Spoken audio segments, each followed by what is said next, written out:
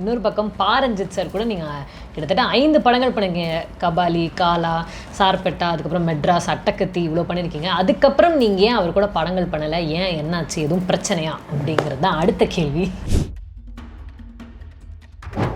நட்சத்திரம் நகர்கிறதுன்னு ஒரு படம் பண்ணார்ல, அப்போ வந்து எங்களை விட்டு நகர்ந்து போறாரு அவரு. நட்சத்திரம் நான் நகர்கிறேன், ஆனால் உங்களுக்காக உங்களுக்கு நான் ஃபோன் பண்ணி ஏதாவது நான் சொல்கிறேன் அப்படின்னாரு. கட் பண்ணிவிட்டு வச்ச உடனே நான் என்ன அறியாமலே நான் அழுகுறேன். ரஞ்சித் மட்டுமே எனக்கு வாழ்க்கை கொடுக்கல. ரஞ்சித் இதில் மட்டும் நான் பண்ணிட்டு இல்லை. நான் தொடர்ந்து ஒரு வருஷத்துக்கு 6 படம் 7 படம் நான் பண்ணிட்டு தான் இருக்கிறேன். எனக்கு பணம் காசு பொருளாதாரம் ஒரு மேட்ரு கிடையாது. ஆனால் ரஞ்சித் என்ன வேணான்ற அந்த ஒரு எடுத்த புள்ளி இருக்குல்ல, அது வெறும் படைப்பு ரீதியாக இருந்தால் மட்டும் நான் அதை நினச்சி சந்தோஷப்பட்டுப்பேன். ஒன்றும் பிரச்சனை கிடையாது. நான் வந்து அது வரலும் ரஞ்சித் ஆஃபீஸா நீ சினிமா ஆஃபீஸ். இப்போ நான் எந்த இன்டர்வியூல சொல்லலை, எல்லாம் சொல்கிறேன். இந்த நட்பு வந்துட்டு அறுபடும் பொழுது அதில் வந்து என்னால் இது பண்ண முடியல. அவர் எப்படி எடுத்துக்கிறாரோ தெரியல. Okay sir. ஆனால் இந்த படத்துக்கு அப்புறம் மாரி செல்வராஜ் சார் எதுவும் உங்ககிட்ட சொன்னாங்க, லைக் அவர் ஒரு இன்புட் கொடுத்துருப்பாரு இந்த மாதிரிலாம் எனக்கு வேணும்னு. ஆனால் நீங்கள் செட்டு போட்டதுக்கப்புறம் அந்த இதெல்லாம் முடிச்சதுக்கப்புறம் அவர் உங்ககிட்ட ஏதாச்சும் சொன்னாரா சார்? அவர் வந்து பயங்கரமாக சொல்லுவார். அவருக்கு வந்து திருப்தி ஆக மாட்டாப்புல தம்பி. அதனால தான் ஒரு மிகப்பெரிய கலைஞனாக இருக்காப்புல. ஆமாம், மாரி செல்வராஜ் கிட்டே நீங்கள் வந்துட்டு ஒரு படம் நீங்கள் ஒர்க் பண்ணிட்டீங்கன்னா அது எப்படி சொல்கிறதுனா பெரிய சக்ஸஸ் தாண்டி அவன் வந்து சூப்பர்னு சொல்லிட்டான்னா அவங்களுக்கு பெரிய ஆஸ்கார் விருது கிடைச்ச மாதிரி. உதாரணம்னா அங்கே என்னன்னா அது வெள்ளையாகுது அப்படின்னு கேட்பாப்புல. ஐயோ தம்பி இல்லை பார்த்து கரப்பான்ட்டு நம்ம போய் தொடச்சி விடணும். இந்த மாதிரி இல்லை, அவ்வளோ நுட்பமான ஆள் அவன். மாரி செல்வராஜுடைய படைப்புகள் வெற்றியே அந்த எக்ஸ்ட்ரீம் தான். சரியா அங்கீகாரம் கிடைக்கல, நீங்கள் எப்பயாவது ரொம்ப டவுனாக ஃபீல் ஆகி ரொம்ப அந்த மாதிரி ஆகியிருக்கீங்களா? அந்த மாதிரி டைமில் நீங்கள் என்ன பண்ணுவீங்க? ஒரு தெருக்கூத்து அடிக்கிறாங்க, ஒரு கூத்தாடுறான், தெருக்கூத்தாடுறவன் அவனுக்கு காசு கிடைக்கும், நான் கூத்தாடுவான். என்னத்துக்கு ஆடுவான் சொல்லுங்கள்? ஃபெமிலியாரிட்டி எல்லாரும் முன்னாடியும் தெரியணும். அவர் மிஸ்கின் அண்ணன், நம்ம மிஸ்கின் அண்ணாங்கிறார்ல, அவர் இது மாதிரி தான் பேரே போட மாட்டார் போஸ்டரில். அவரை வந்து நான் நிறைய பேட்டிலாம் கொடுத்து இப்போ அந்த பரிமளான் கோலை என் கூட ஒர்க் பண்ணார் அவர். வணக்கண்ணா. வணக்கம் பாருங்க, நான் தான் ராமலிங்கம் டைரக்டர். ஏய் வாடா உனதான் தேர்ந்தெடுற மாதிரி உட்காருங்க. சீரியஸாங்க, நான் சந்தித்த மனிதர்களில் அண்ணன் மிஸ்கின் மாதிரி ஒரு மனிதர்களை நான் சந்திக்கவே இல்லை. ரொம்ப ஜாலியான ஆள். அவர்கிட்ட வந்துட்டு ஒரு 10 வருஷம் அவர் கூட மட்டும் இருக்கலாம்னா நம்ம பொண்டாட்டி விட்டு கூட அவர் கூட இருக்கலாம். அவ்வளோ சந்தோஷமா பேசுறதுக்கு சொல்கிறேன். இது பாருங்க, இதெல்லாம் கிசு வந்து உங்களுக்கு ஓப்பனாகவே நான் உடைக்கிறேன்.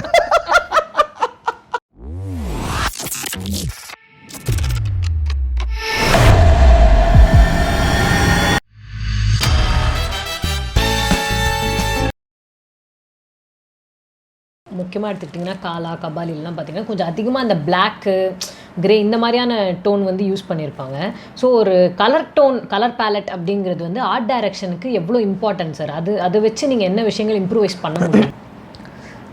ஒரு கலர் பேலட்டு கலருன்றது ஆர்ட் டைரக்ஷன் மாற்றதும் கிடையாது. ஓகே, படத்துக்கே முக்கியமான விஷயம் தான். ஒரு படம் அந்த கதை என்ன தீர்மானிக்குதோ அந்த கதைக்கு ஏற்ற மாதிரி கலர் பேலட்டை நம்ம சூஸ் பண்ணுறோம். காலாவில் பார்த்தீங்கன்னா அந்த வில்லன் வர போர்ஷன் எல்லாம் ஒயிட்டாக இருக்கும். ஓகேவா?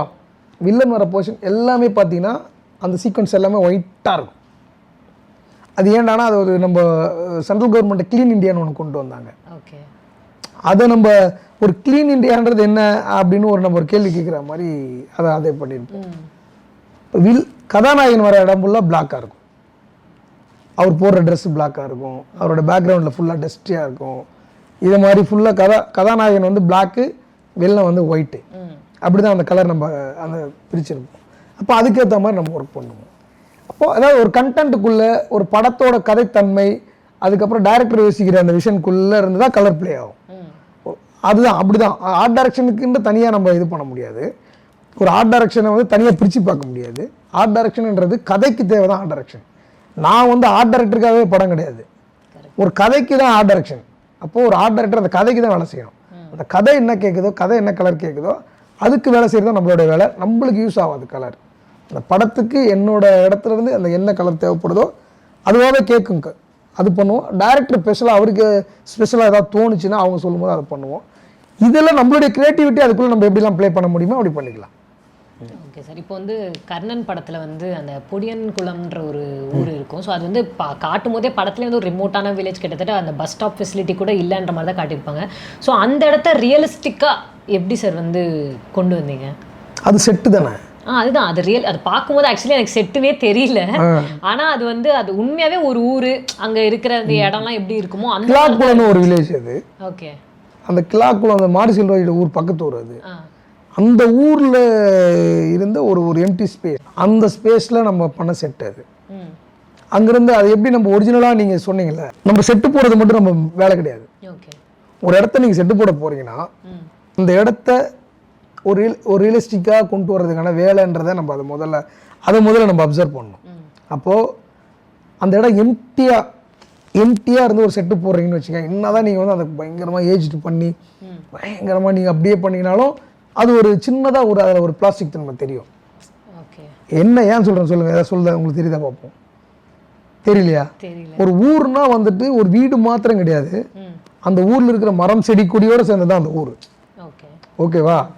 ஒரு எம்டி பிளேஸில் நீங்கள் போய்ட்டு அப்படியே எடுத்து போயிட்டு வச்சிங்கன்னா அது கொஞ்சமாவது அது தெரியும். அப்போ அங்கே இருக்கிற மரங்கள் சார்ந்த இடத்த நம்ம சூஸ் பண்ணுறோம். அப்போ திருநெல்வேலிக்கு வந்துட்டு மெயினாக வந்துட்டு அது பெரிய சந்தன மரம் மாதிரி அந்த உடம்புலன்னுவாங்க, வேலிக்கத்தா முள்ளுன்னுவாங்க. அந்த வேலிக்கத்தா முள் வந்துட்டு அங்கே அது வந்து பெரிய தொழில். அங்கே அந்த முள்ளை வெட்டி கறி இது பண்ணுவாங்க, ஹோட்டலுக்கெல்லாம் போகுதில்ல, டீ கிடைக்கலாம், அது பெரிய தொழில். அந்த படத்துலேயே கூட வரும் அது. அப்போ அந்த மரங்கள் அங்கே நிறைய இருக்குது, அது உடம்புலன்னு சொல்லுவாங்க. அந்த மரங்கள் இருக்கிற இடத்துக்குள்ளே அந்த வீடு பண்ணியிருப்போம், அந்த செட்டை. அந்த மரங்களை அப்படியே விட்டுட்டு நம்மளுக்கு தேவையான இடத்த மட்டும் சுத்தம் பண்ணிவிட்டு சும்மா சின்ன செடியை கூட எதுவும் பண்ணக்கூடாதுக்கிட்ட. அப்போ அதோடு சேர்ந்து பண்ணிவிட்டு செட்டை நான் அங்கே பில்ட் பண்ணும்போது அங்கே என்ன பண்ணுறேன், அதுக்கப்புறம் அங்கே இருக்கிற கீரை விதைங்க, பூசணி, முருங்கெல்லாம் அப்படியே வெட்டி நட்டு வச்சா இது மாதிரி விஷயங்கள்லாம் செட்டை பில்ட் பண்ணுறதுக்கு முன்னே நம்ம அங்கே பண்ணிட்டோம். அப்போ அது வந்துட்டு செட்டு முடியும் போது அது ஒரு க்ரீனை வந்து கொண்டு வரும். இப்படிலாம் பண்ணும்போது தான் நம்மளுக்கு வந்துட்டு அது ஒரு யதார்த்த தன்மைக்கு கூப்பிட்டு வரும். செட்டு மட்டும் போதாது. அதே மாதிரி காலாவில் அந்த வீடு இருக்கும், ஈரோட வீடு பக்கத்தில் ஒரு மரம் இருக்கும். அந்த மரம் நான் வந்து செட்டு, அது மரமே செட்டா? ஆமாம், அந்த மரம் செட்டு. ஓகேவா? அப்போ அந்த வீடு மட்டும்தான் நல்லா இருக்காது, சரி அங்கே ஒரு மரம் வேணும், அந்த மரத்தை பண்ணுறோம். அந்த மரமே ஃபுல்லாக செட்டு, கம்ப்ளீட்டாக செட் பண்ணி அப்புறம் தென்னை மரம்லாம் அங்கே இருக்கும். அந்த தென்னை மரம்லாம் நம்ம வந்து அந்த நர்சரியில் போயிட்டு வாங்கிட்டு வந்து பெரிய பெரிய மரங்களே வாங்கிட்டு வந்து ஃபுல்லாக அங்கே வந்துட்டு நம்ம இது பண்ணோம், நட்டோம். அந்த மாதிரி ஒரு யதார்த்த தன்மை கொடுக்குறது என்னன்னா, யதார்த்தம் ஒன்று இருக்குல்ல ஏற்கனவே, அந்த யதார்த்தத்தை நம்ம கண்ணு பழக்கப்பட்டிருக்கோம். அது மாதிரியே இருந்தால் தான் அது யதார்த்தம் நம்பும். அப்போது ஒரு வீடு இருந்தால் தென்னை மரம் இருக்கும், பக்கத்தில் ஒரு மரம் இருக்குன்னு தான் நம்ம பார்த்துருப்போம். அப்படி இருந்தால் தான் உங்களை நாங்கள் முட்டாளாக்க முடியும். அப்போ அதை கொண்டு வந்தாங்க அந்த மாதிரி. Okay sir. ஆனால் இந்த படத்துக்கு அப்புறம் மாரி செல்வராஜ் சார் எதுவும் உங்ககிட்ட சொன்னாங்க, லைக் அவர் ஒரு இன்புட் கொடுத்துருப்பாரு இந்த மாதிரிலாம் எனக்கு வேணும்னு. ஆனால் நீங்கள் செட்டு போட்டதுக்கப்புறம் அந்த இதெல்லாம் முடிச்சதுக்கப்புறம் அவர் உங்ககிட்ட ஏதாச்சும் சொன்னாரா சார்? அவர் வந்து பயங்கரமாக சொல்லுவார். அவருக்கு வந்து திருப்தி ஆக மாட்டாப்புல தம்பி. அதனால தான் ஒரு மிகப்பெரிய கலைஞனாக இருக்காப்புல. அவர் வந்துட்டு ஃபுல்லாக அதை அப்படியே ஏதாவது ஒன்று பண்ண முடியல என்ன சொல்லிட்டு இருப்பான்னு பாரு அவர். அந்த மாதிரி ஒரு டேரக்டர். ஆமாம். மாரி செல்வராஜ் கிட்ட நீங்கள் வந்துட்டு ஒரு படம் நீங்கள் ஒர்க் பண்ணிட்டீங்கன்னா அது எப்படி சொல்கிறதுனா பெரிய சக்ஸஸ் தாண்டி அவன் வந்து சூப்பர்னு சொல்லிட்டான்னா அவங்களுக்கு பெரிய ஆஸ்கார் விருது கிடைச்ச மாதிரி. ஆமாம், அந்த அளவுக்கு வந்துட்டு அவர் ரொம்ப டீட்டெயிலாக ரொம்ப சின்ன விஷயத்தை கூட புதாவது அங்கே என்னன்னா அது வெள்ளையாகுது அப்படின்னு கேட்பாப்புல. ஐயோ தம்பி இல்லைப்பா அது கரப்பான்ட்டு நம்ம போய் துவச்சி விடணும். இந்த மாதிரி இல்லை, அவ்வளோ நுட்பமான ஆள் அவர். அதனால் வந்துட்டு அது நான் அந்த செட்டு போட்டப்போ வந்துட்டு அதுக்கு ஒரு உதாரணம் சொல்கிறேன். இல்லை ரொம்ப டீப்பாக அது நம்மளுக்கு பயங்கர அது உதவும், அது அந்த விஷயங்கள் உதவும். அந்த அளவுக்கு அவன் ரொம்ப எக்ஸ்ட்ரீமாக இருப்பாப்புல. மாரி செல்வராஜுடைய படைப்புகளின் வெற்றியே அந்த எக்ஸ்ட்ரீம் தான், அந்த நுட்பம் தான், அந்த ரொம்ப உள்ளாய்ந்து போய் பார்க்குற அந்த நுண்ணறிவு தான் மாரி செல்வராஜ் வெற்றிக்கு காரணம். அது யாருக்கிட்டையும் இருக்காது. எல்லாரும் கதை பண்ணுவாங்க, எல்லாரும் மாரி செல்வராஜ் ஒன்றும் பெரிய திருப்பி போட்டு கதை பண்ணலை. ஆனாலும் அவருடைய மேக்கிங், அந்த மாரி செல்வராஜுடைய ஃபிலிம் அந்த திரைமொழின்னு ஒன்று இருக்குல்ல, அந்த மொழி என்பது இந்த மக்களை எவ்வளோ தூரம் கவனித்து அவங்களுக்குள்ளே இருக்கிற சின்ன நுட்பத்தை கூட வந்துட்டு கொண்டு வர்றது தான். அந்த மாதிரி எல்லாத்தையுமே அவர் பண்ணுவாப்புல படத்தில். உதாரணத்துக்கு நான் செட்லாம் போட்டேன், வந்துட்டு பார்த்துட்டு ஏன்னா ஆனால் அந்த தெருவில் வந்துட்டு சின்னதாக ஒரு சாக்கடை மாதிரி போனால் நல்லாயிருக்கும், அது அது பார்த்தீங்கன்னா செட்டில் இருக்கும். அப்புறமா ஆமாம்பா சூப்பர்ப்பா அப்படின்ட்டு நானே இல்லைப்பா அது இல்லைண்ணா நான் நம்ம எங்கள் ஊரில் அப்படி போனேன் அப்படின்னா சரி சூப்பர் அப்படின்ட்டு அதை போடுறேன். அதுதான் பேசப்பட்டுச்சு. அந்த செட்டை வந்து ரியலிஸ்டிக்னு சொன்னல, இதுதான் இதை கொண்டு வராப்புல. அப்போ அந்த கிரெடிட் மார்சில் தான் சேரும். எனக்கு எங்கள் ஊரில் அது மாதிரி கிடையாது. அப்போ சொல்லும் போது ஓகே அப்படியா, அப்போ நான் அதை ஆட் பண்ணுறேன். இது மாதிரி சின்னதாக ரொம்ப அது மாதிரி வந்துட்டு ரொம்ப சூப்பராக அதில் வந்து எனக்கு ரொம்ப மார்சில் ராஜ் ரொம்ப பிடிக்கும். அந்த மாதிரியான ஒரு கலைஞர்கிட்ட ஒர்க் பண்ணும் பொழுது நம்மளும் அதுக்குள்ளே போயிட்டு வேற ஒன்றா இது பண்ணணும். அப்படி இருக்கும்போது அந்த படம் அந்த கர்ணன் வந்து அந்த மாதிரியான ஒரு அவுட்புட்டாக வந்துச்சு. Okay sir. ஸோ இப்போ மாரி செல்வராஜ் சார் ஒரு பக்கம், இன்னொரு பக்கம் பாரஞ்சித் சார் கூட நீங்கள் கிட்டத்தட்ட 5 படங்கள் பண்ணீங்க. கபாலி, காலா, சார்பெட்டா, அதுக்கப்புறம் மெட்ராஸ், அட்டகத்தி, இவ்வளோ பண்ணியிருக்கீங்க. அதுக்கப்புறம் நீங்கள் ஏன் அவர் கூட படங்கள் பண்ணலை? ஏன், என்னாச்சு, எதுவும் பிரச்சனையா அப்படிங்கிறது தான் அடுத்த கேள்வி. இல்லை அவருக்கு எனக்கு எந்த பிரச்சனையும் இல்லை. ஓகே தெரியல. நாங்கள் இப்போ நான் மட்டும் கிடையாது, நான் பண்ணலை, ரஞ்சித்னு முரளின்னு ஒரு கேமராமேன், ஓகே, அவருமே அவர் கூட நாங்கள் பண்ணலை, நானும் பண்ணலை. முரளி அதாவது மெட்ராஸ், கபாலி, காலா, சார்பட்டா இந்த படங்களோட எல்லா இதுவும் அவர் தான், முரளி தான் கேமராமேன். அவருமே ஒர்க் பண்ணலை. இப்போ நானும் ஒர்க் பண்ணலை, சந்தோஷ் நாராயணன் ஒர்க் பண்ணலை. நட்சத்திரம் நகர்கிறதுன்னு ஒரு படம் பண்ணார்ல, அப்போ வந்து எங்களை விட்டு நகர்ந்து போகிறார் அவர். நட்சத்திரம் நான் நகர்கிறேன், அதனால் நீங்களும் கொஞ்சம் அப்படியே போய்ட்டு நான் கொஞ்சம் ட்ரை பண்ணுறேன் அப்படின்ட்டு அந்த நட்சத்திரம் எங்களை விட்டு நகர்ந்து போயிடுச்சு. நாங்கள் என்னடா அப்போ வந்து எனக்கு ஃபோன் பண்ணி சொன்னார், பிரதர் நான் வந்துட்டு இது மாதிரி ஒரு சின்னதாக அவன் ட்ரை பண்ணுறேன், அதனால் என்னால் புதுசாக வச்சு போகிறேன் அப்படின்னாரு. அப்படியா, சரி பிரதர் ஓகே நீங்கள் போங்க அப்படின்னு சொல்லிட்டேன். அதான் நான் யாருக்கும் சொல்லலை, ஆனால் உங்களுக்கு மட்டும்தான் ஃபோன் பண்ணி சொல்கிறேன்னாரு. வேறு எந்த டெக்னீஷியனுக்கும் நான் ஃபோன் பண்ணி பேசலை, ஆனால் உங்களுக்கு நான் ஃபோன் பண்ணி தான் நான் சொல்கிறேன் அப்படின்னாரு. அப்படியா சூப்பர் அப்படின்ட்டு நான் யாரை வச்சுப்பேன், யாரோ ஒரு பேச சொன்னார், அதெல்லாம் வேணாம் நம்ம எஸ்டண்ட் அவனை வச்சு போங்கன்னா அப்புறமா எஸ்டண்டே வச்சு போனார். ஓகேவா. ஆனால் அந்த ஃபோன் வந்து நான் ஹைதராபாத்தில் எனிமின்னு ஒரு படம் ஷூட்டிங்கில் இருக்கேன், ஹோட்டலில் ரூமில் இருக்கேன். ஆனால் கட் பண்ணிவிட்டு வச்ச உடனே நான் என்ன அறியாமலே நான் அழுகுறேன். என்னை அறியாமலேயே என்னால் கண்ட்ரோல் பண்ண முடியல.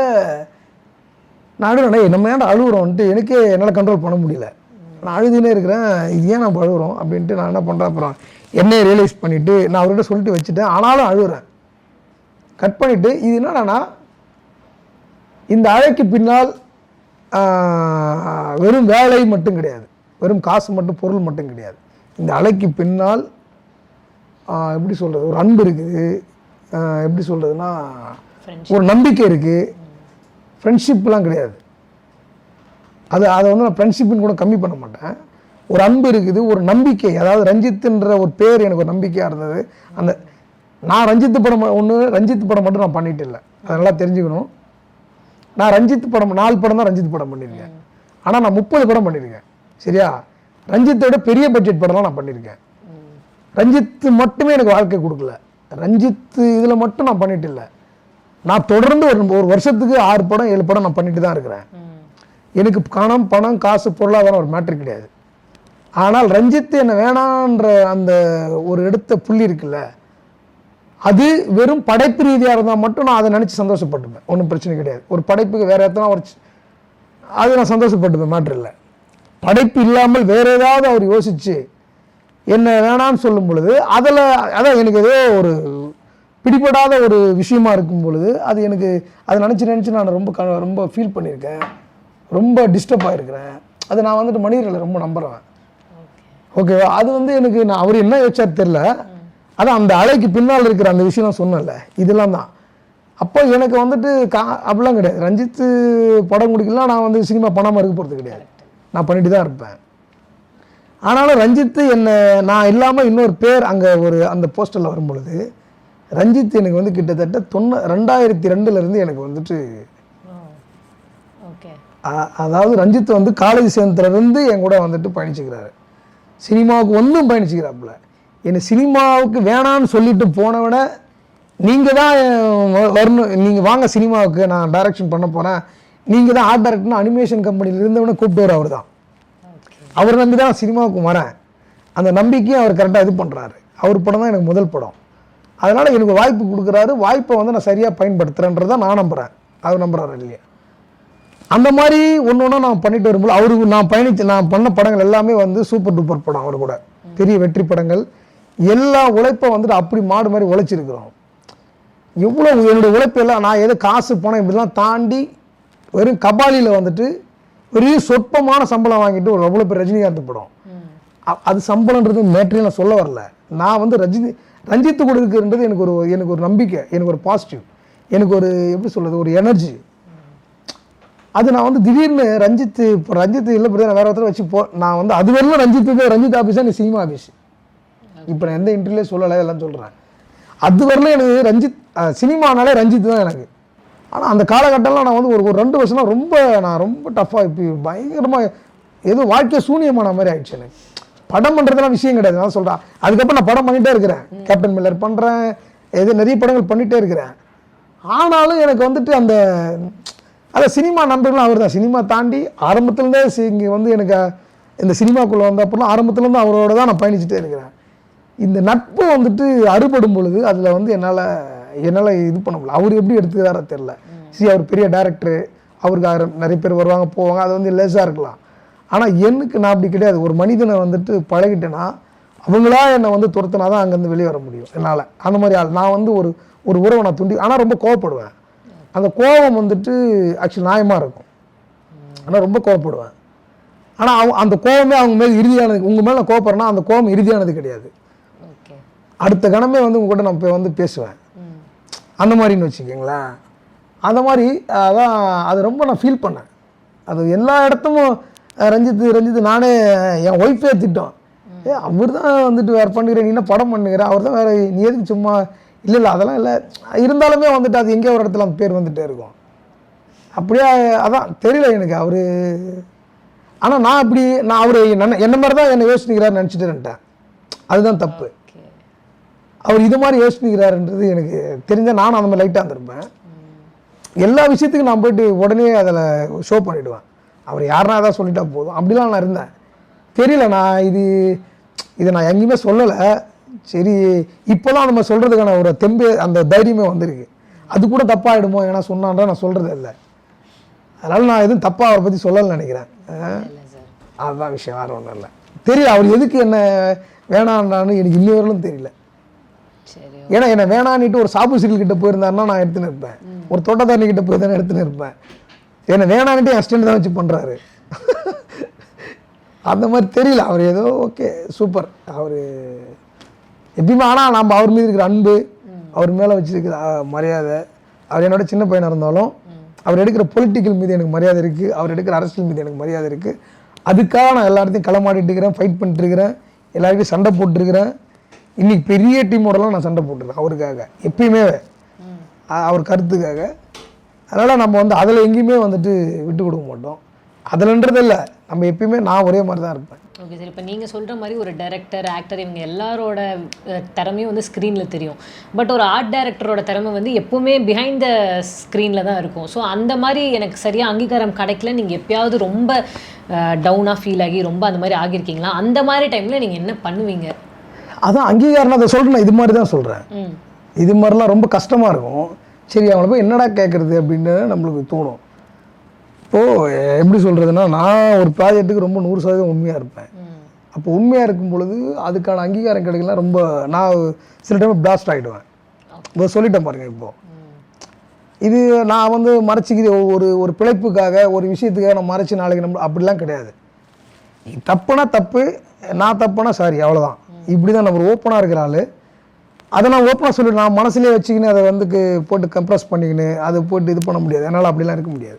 தப்புனா தப்புன்னு சொல்லிடுவேன். இப்போ இந்த படத்தில் இதை பண்ணியிருக்காங்க தப்புன்ட்டு. பீட்சாவில் அப்படி தான் வந்து போஸ்டர்ஸில் வந்துட்டு என்னோடய பேரை வந்து லாஸ்ட்டில் இதை போட்டிருந்தாங்க. கார்த்திக் சுப்ராஜ் கிட்ட ஃபோன் பண்ணி சண்டை போட்டு அதுக்கப்புறம் திரும்ப அந்த போஸ்டரில் என் பேர் எங்கே இருக்கணுமோ அங்கே போட்டாங்க. இந்த மாதிரி நம்ம சினிமாவுக்கு வர்றது எதுக்கு? உதாரணத்துங்க, ஒரு ஆர்டிஸ்ட், ஒரு சிங்கர்னுங்கிறான்னு வச்சுக்க, ஒரு தெருக்கூத்தாடிக்கிறாங்க, ஒரு கூத்தாடுறான், தெருக்கூத்தாடுறவன் அவனுக்கு காசு கிடைக்கும், நான் கூத்தாடுவான். என்னத்துக்கு ஆடுவான் சொல்லுங்கள்? ஃபெமிலியாரிட்டி எல்லாரும் முன்னாடியும் தெரியணும். என்னோட திறமையை நீ அங்கீகரிக்க, இந்த மக்கள் அங்கீகரிக்கணும், என் திறமையை பாராட்டணும்னு தான் ஒருத்தவன் பண்ணுவான். கலையே வந்து இந்த தன்மையை உள்ளடக்கியது தான். காசு பணம் என்பது அவங்க ஆசுவாசப்பட்டு மகிழ்ச்சி அடைஞ்சு மகிழ்ந்து நம்மளுக்கு கொடுக்குற ஒரு எப்படி சொல்றதுன்னா அது ஒரு ஒரு அன்பளிப்பு. இப்போ கவிஞர்களுக்கெல்லாம் அன்பளிப்பு தான் கொடுத்துருக்குறான்.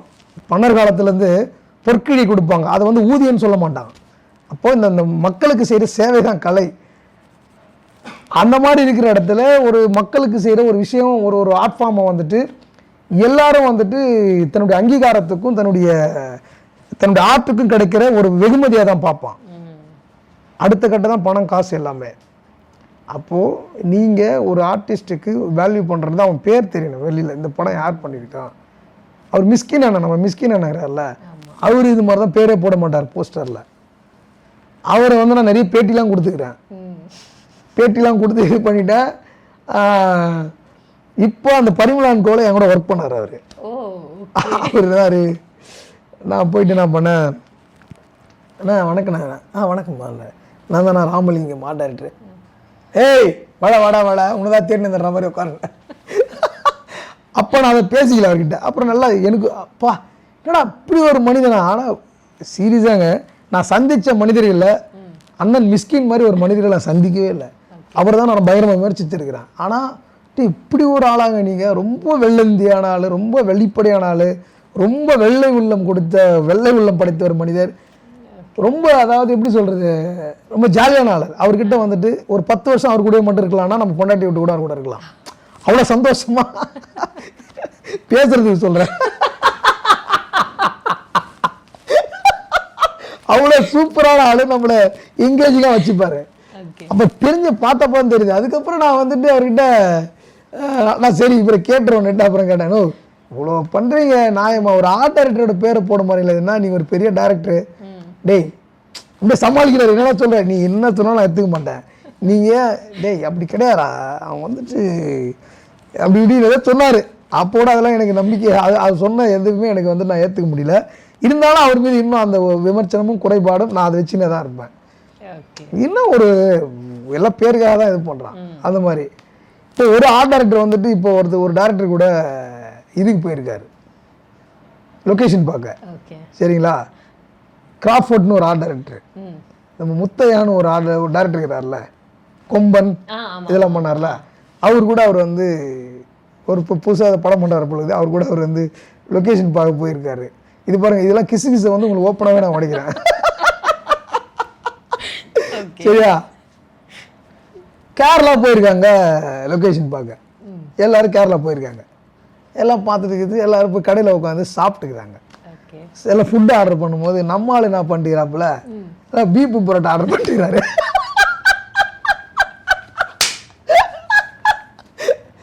பீஃபு பரோட்டா ஆர்டர் பண்ண டைரக்டர் உடனே திரும்பிக்கிறாப்புல, பிளான் பண்ணிக்கிறாரு. பீஃபு பரோட்டா சாப்பிட்றானா அவன் யார் இவன், பீஃபு நம்ம ஆளுங்க சாப்பிட மாட்டாங்களே. அப்படியே கேரளாவிலே கட் பண்ணி தூக்கி அனுப்பிக்கிறாங்க அவரை. இல்லைங்க நான் வந்து இது மாதிரி பீப் சாப்பிட்றாலாம் வச்சுக்கிறது இல்லை. இப்படிக்கிறாங்க பாருங்க இந்த சமூகம். இன்னும் இப்படியான சமூகத்தில் ஒரு மாட்டுக்கறி வந்துட்டு ஒரு இன்டர்நேஷ்னல் உணவு, அதுதான் புரோட்டீன் அதிகம். அவன் விருப்பத்துக்கு ஏதோ உணவு சாப்பிட்டு போகிறான். உனக்கு அவன் பீப் சாப்பிடாத முன்னவரில் உனக்கு அவன் நல்லவனாக தெரிஞ்சான், நல்ல ஆர்ட் டைரக்டராக தெரிஞ்சான். பீப் சாப்பிட்றான்னு தெரிஞ்சவொடனே உனக்கு உடனே அவன் வந்துட்டு ஒரு அடையாளத்துக்குள்ளே போயிடுறான். இது தப்பு. நம்ம அதுக்காக சொல்ல வரல. இது வந்து இப்போ அந்த ஆர்ட் டைரக்டர் புலம்புறாரு. இப்போ நான் சொல்லிட்டேன் அவர் வேறு. அவர் ஆக்சுவலாக வந்துட்டு அது மாதிரி கட்டமைப்பு உள்ள போகிற, நம்மளும் அந்த மாதிரி கிடையாது. நம்ம இந்த சாதி கீதி அதுக்குள்ளே போகிறதே கிடையாது. நம்ம சாதியற்றவர்கள், சமூகத்தை ஜனநாயகமாக பார்க்குறாள், எல்லாரையும் மனிதர்களாகவே பார்க்குறாள். நம்மளுக்கு அந்த நோக்கம் கிடையாது, அந்த தாட்டே கிடையாது. அவரும் அந்த மாதிரி ஆள் தான், பாவம் நல்ல மனுஷன். அவர் வந்து புலம்புறாரு இது மாதிரி ஆயிடுச்சுன்னு. அடாடா இப்படி ஆயிடுச்சு, சரி விடுங்க. இது மாதிரிலாம் வந்துட்டு அங்கங்கே ஆர்ட் டைரக்டர்கள் இது மாதிரி இதுக்கெல்லாம் உள்ளே வராங்க. வேறு ஏதோ பேசுனதுக்குள்ளே வந்துட்டோம். ரொம்ப நன்றி, ரொம்ப அழகாக நிறைய விஷயங்கள் வந்து சொன்னீங்க. ஈவன் பார்த்துட்டு இருக்கவங்களுக்கும் புரிஞ்சிருக்கு. ஏன்னா ஆர்ட் டைரக்ஷன்றது இவ்வளோ இம்பார்ட்டன்ஸ் இருக்குன்றது எனக்குமே வந்து இன்றைக்கி தான் வந்து அதோட முக்கியத்துவம் வந்து புரிஞ்சுது. ஸோ ரொம்ப ரொம்ப ரொம்ப நன்றி. அண்ட் பார்த்துட்டு இருக்க நேயர்களும் தொடர்ந்து இந்த மாதிரி நிறைய இன்டர்வியூஸ் வந்து பார்க்கணும் அப்படின்னா மறக்காமல் பிபிடி சினிமா சேனலை சப்ஸ்கிரைப் பண்ணி ஃபாலோ பண்ணிக்கோங்க. நன்றி, நன்றி, வணக்கம்.